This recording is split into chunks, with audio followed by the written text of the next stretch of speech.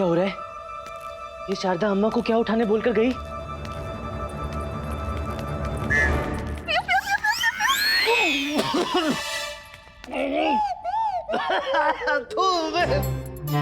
ये क्या है?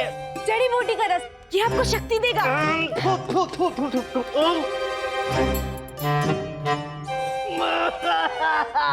ये तो उससे भी बुरा था। ये क्या था? करेले का रस, ये आपके शरीर के सारे विकार मिटाएगा और आप चुस्ती और फुर्ती से लड़ पाएंगे। ये ले लामा, नीम का रस, इससे तू बीमार नहीं पड़ेगा, पी ले। अरे क्या पीले पीले?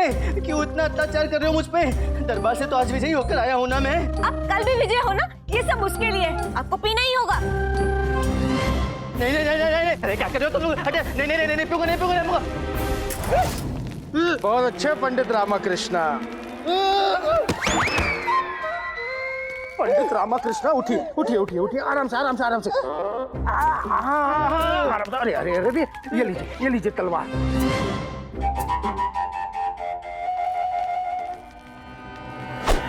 क्या कर रहे हैं पंडित रामाकृष्णा? ये कवच और तलवार का बोझ मुझसे नहीं सहा जा रहा मंत्रीवर।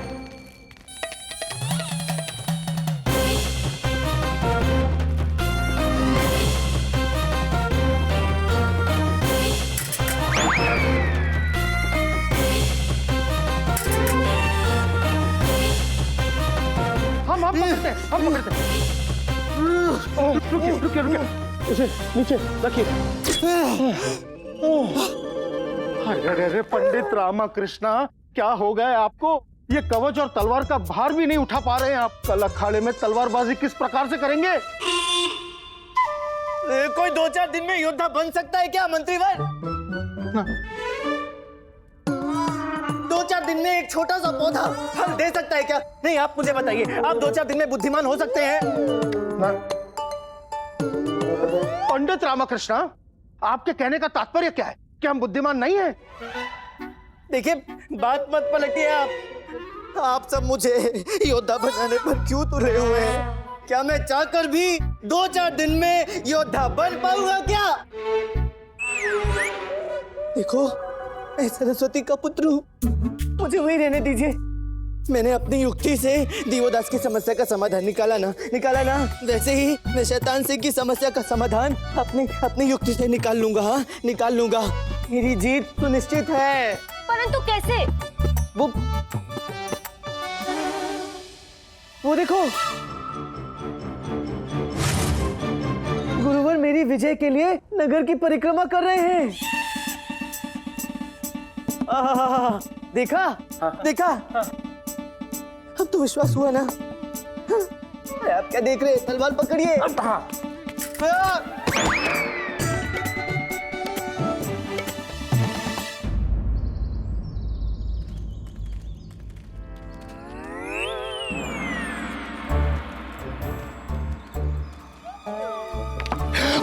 क्या हुआ गुरुवर? पत्थर चुभ गया आपको?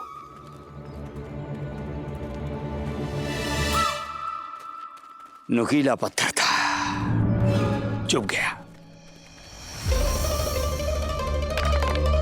कल शैतान सिंह हमेशा के लिए हमारे रास्ते के सबसे बड़े पत्थर को हटा देगा। अभी तक मुंह कड़वा ही है। नहीं, नीम करेला बबूल क्या पिला दिया, तो बुद्धि भी काम नहीं कर रही। सोचने के लिए कोई ये सब पिलाता है क्या?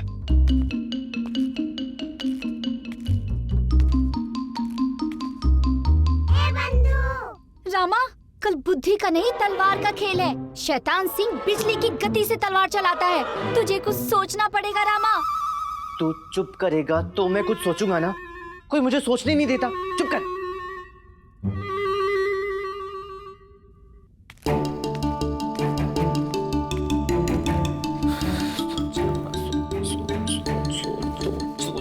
सोच।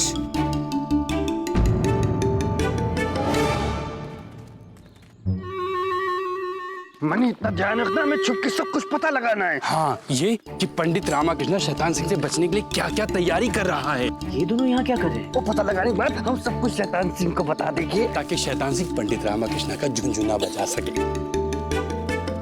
चल पीछे से देखते हैं।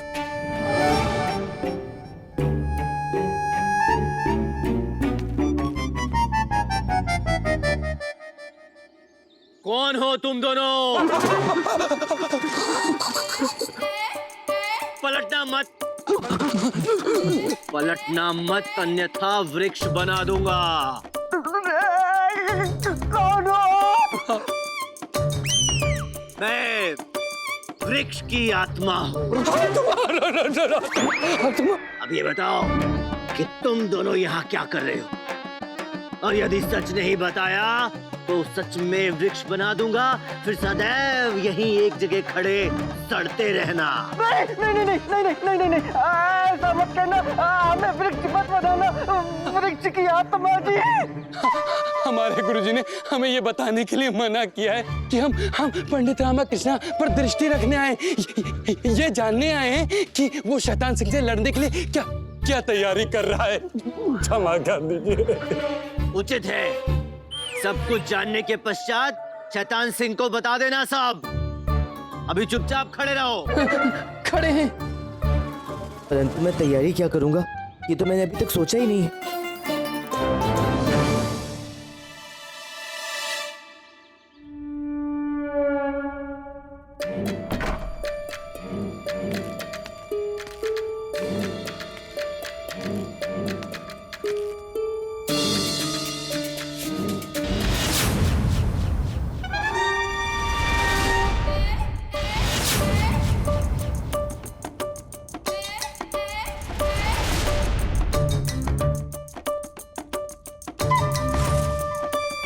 समझ गया क्या तैयारी करनी है और क्या समाचार भिजवाना है शैतान सिंह तक।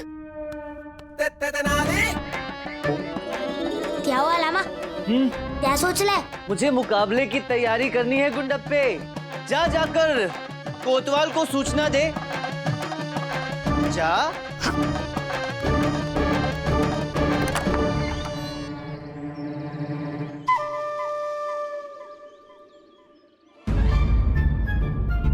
पंडित रामाकृष्ण जी, आप बताइए तो सही, हमें यहाँ क्यों बुलाया? आखिर हमसे ऐसी कौन सी सहायता चाहिए उस मुकाबले के लिए?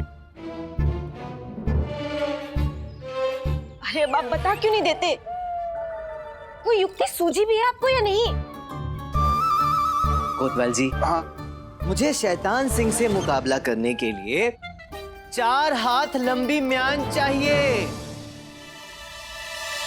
कृपया बनवा कर ले आए। अच्छा। चल।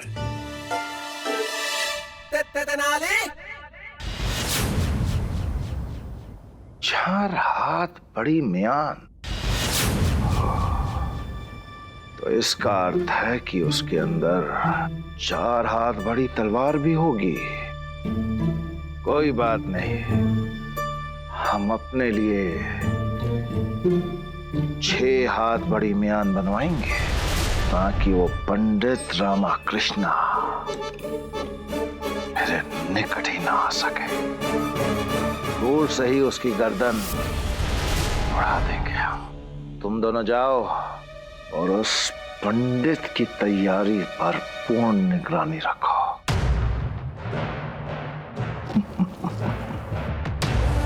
पंडित रामाकृष्ण,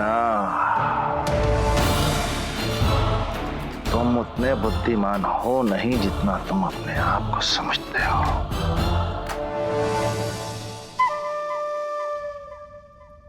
ये लीजिए आपकी 4 हाथ लंबी म्यान। अब मुझे 8 हाथ लंबी म्यान चाहिए। 8 हाथ? क्या?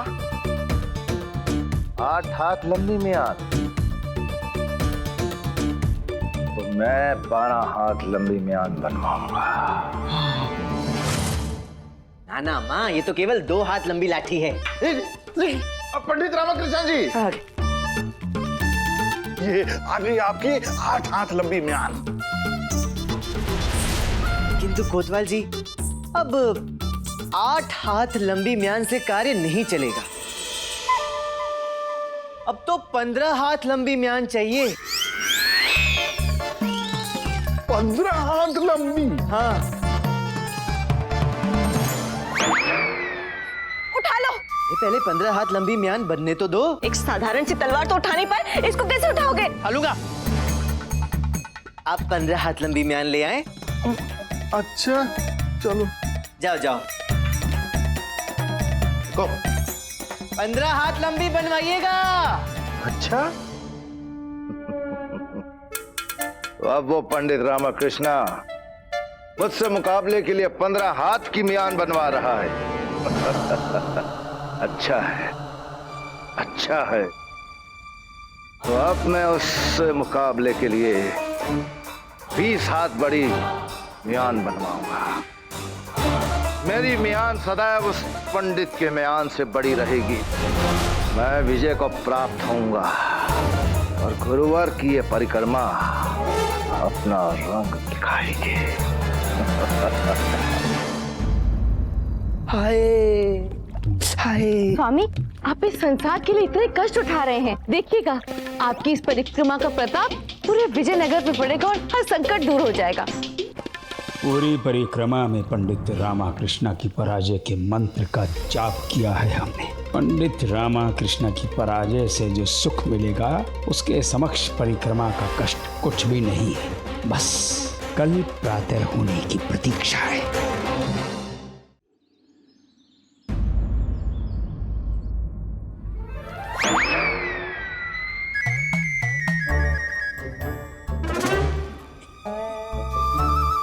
अरे तुम लोग इतने चिंतित क्यों हो रहे हो? आज विजयी मैं ही होऊंगा, देखना। ये इस तरह चिंतित होकर मेरा मनोबल तो शारदा, एक वीर योद्धा की भांति आरती उतार कर भेजो मेरे। हाँ। और मुकाबले के समय अखाड़े पर आ जाना सब। हाँ,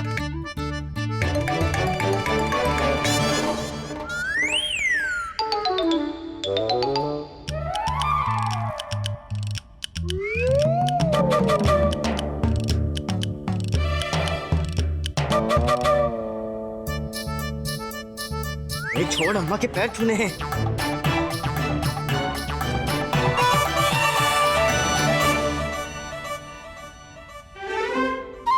बापू, वैसे तो पुत्र हूँ पर शुभकामना देता हूँ। विजय भव।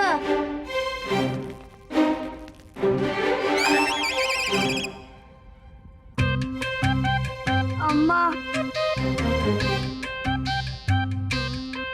हे माँ, आप सदैव सत्य का साथ देती हैं। मेरे पति को विजय बनाना।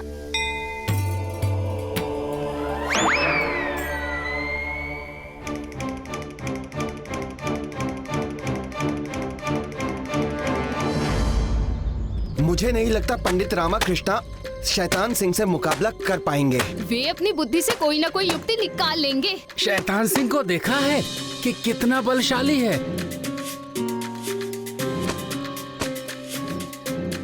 पंडित रामाकृष्ण जी ने बड़े बड़े सूरमाओं को अपनी बुद्धि से परास्त किया है, तो ये क्या चीज है?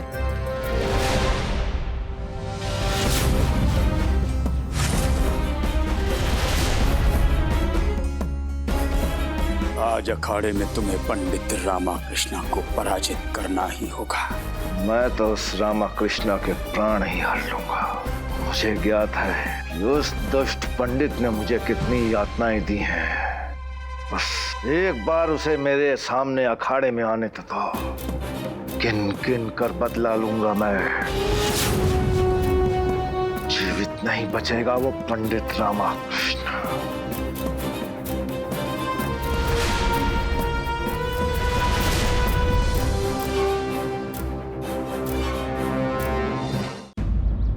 महाराज कृष्णदेव राय की।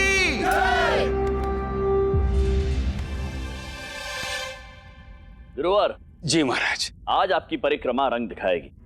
पंडित रामकृष्ण अवश्य विजयी होंगे। जी महाराज। आपका विश्वास टूटेगा महाराज। पंडित रामाकृष्णा की पराजय सुनिश्चित है। हे माँ, मेरे पति को विजयी बनाना, उन्हें सुरक्षित पुनः घर पहुंचाना। आराम किया जाए महामंत्री जी। महाराज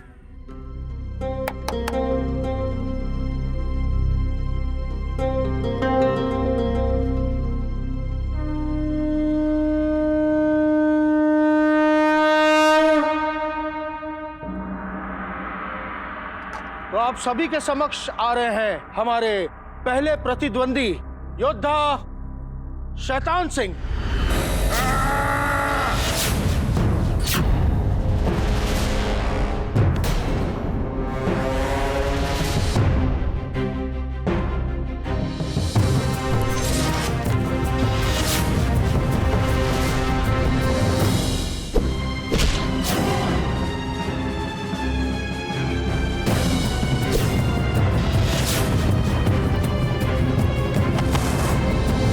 अद्भुत अद्भुत, वाह वाह।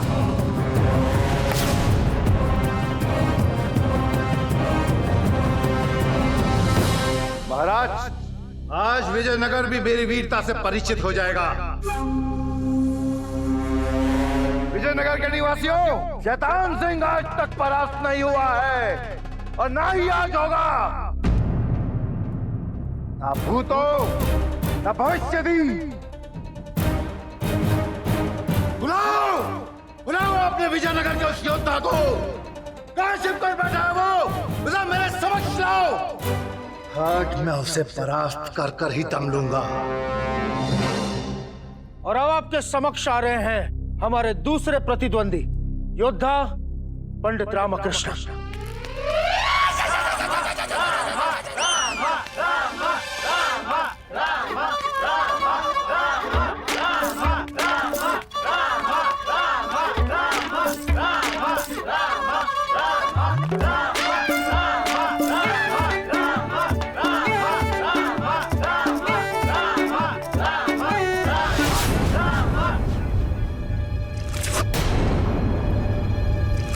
पंडित रामकृष्ण, आज तुझे मैं चींटी की भांति मसल दूंगा। मसल दे, मसल दे, मसल दे। शैतान सिंह, ये मत भूलो, वही छोटी सी चींटी यदि हाथी की सूंड में घुस जाए ना, तो हाथी पागल होकर मर भी सकता है। हाँ, आज मैं नहीं, तुझे मरना है। दोनों योद्धाओं के शस्त्र लाए जाएं।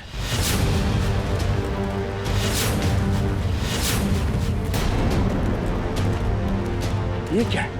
इतनी लंबी तलवार? ये है पंडित रामकृष्ण का शस्त्र। पंडित रामकृष्ण इतनी लंबी तलवार से कैसे लड़ेंगे? हमने तो आज तक इतनी लंबी म्यान देखी नहीं है।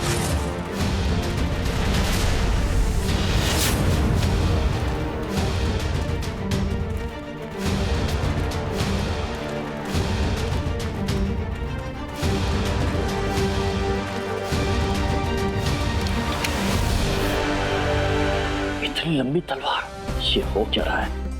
शैतान सिंह की तलवार तो पंडित रामकृष्ण से भी लंबी है। इतनी लंबी तलवार से युद्ध कैसे हो पाएगा? मुकाबला आरंभ होने से पूर्व हम उसके नियम बता देना चाहते हैं। हमारे शंख बजाते ही मुकाबला आरंभ हो जाएगा और जो योद्धा दूसरे योद्धा को निहत्था कर उसकी गर्दन पर तलवार रख देगा, उसे विजयी घोषित कर दिया जाएगा। तो अब मुकाबला आरंभ करते हैं।